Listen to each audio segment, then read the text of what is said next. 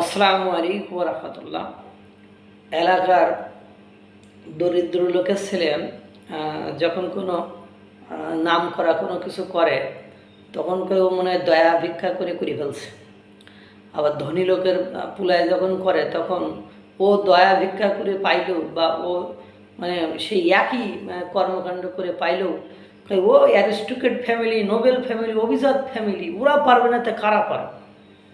আর দরিদ্র ছেলেটা বা দরিদ্র মেয়েটা যখন কষ্ট করে পরিশ্রম করে নিজের যোগ্যতা দিয়ে করতে পারে তখন সেটা কি দয়া করে পাইছে, নাহলে ভিক্ষা করে নিছে, তাহলে ইত্যাদি ইত্যাদি, নাহলে সুরাই করে নিয়েছে, এইসব বলে থাকে। যাই হোক, যে প্রসঙ্গ বলছিলাম, গতকালকে টাইম ম্যাগাজিন একটা তালিকা দিয়েছে, বিশ্বের প্রভাবশালী 100 নেতাদের একটা তালিকা দিয়েছে। এই বিশ্বের প্রভাবশালী 100 নেতাদের তালিকায় আমাদের বাংলাদেশের বর্তমান সরকার প্রধান, উপদেষ্টা সরকার প্রধান ডক্টর মোহাম্মদ ইউনূসের নাম এসেছে। এই জন্য দেখলাম এক ইউটিউব চ্যানেলের এক বেড়াই, সে বলছে আরে বাসে রে, ডক্টর মোহাম্মদ ইউনূসের বাজিমাত নাইদ কাট।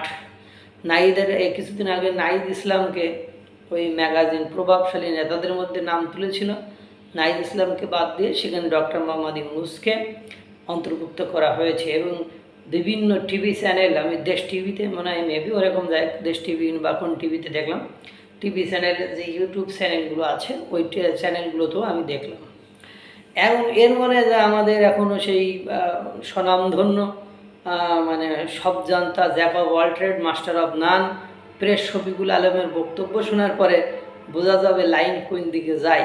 কারণ তিনি তো আবার মনে করেন উপরে তুলতে তুলতে এমনভাবে উপরে তোলেন, তুলে পরে মনে করেন ধাক্কা দিয়ে ফেলে দেন, এরকম একটা সমস্যা। কিছুদিন আগেই আপনারা জানেন কিভাবে উপরে তুললো, তোলার পরে সত্য প্রকাশিত হওয়ার পরে আপনারা দেখছেন যে সমস্যা কোন জায়গায় যেয়ে দাঁড়ালো।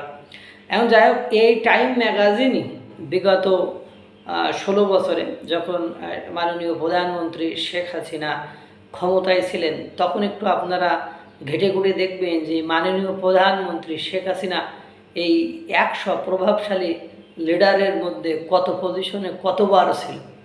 তিনিও কিন্তু একাধিক মানে অ্যাটলিস্ট মনে হয় 10 থেকে 12 বার এই 15 বছরে যে 100 প্রভাবশালী লিডারদের ভেতরে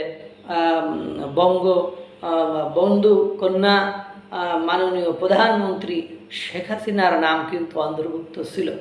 এই জন্য টাইম ম্যাগাজিনের নাম আসলেই যে সে পীরজাদা, সে প্রভাবশালী, সে ক্ষমতাধর, সে অনেক কিছুই হয়ে যাবে এরকম কিন্তু নয়।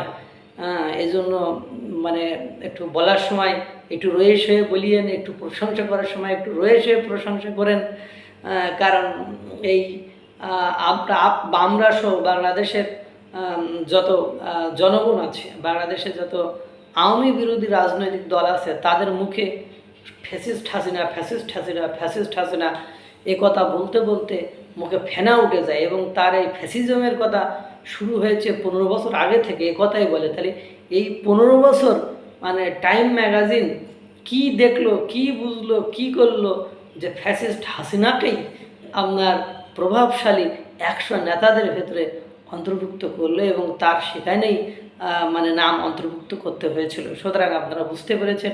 সুতরাং এমন কিছু বলিয়েন না রে ভাই, যে কারণ আমরা ফ্যাসিস্ট হাসিনার সাথে বর্তমান সরকারের, আমি স্পেসিফিকভাবে আমি সহ বেশ কিছু ইউটিউবার যারা প্রতিনিয়ত এই বিষয়গুলো নিয়ে বা রাজনৈতিক বিষয় নিয়ে আলোচনা করি বা করেন বা করতেছে, তাদের কাছে খুব বেশি পার্থক্য বা আমরা পার্থক্যই তো দেখি না, কোনো পার্থক্যই দেখি না, একেবারেই মনে করেন সেম।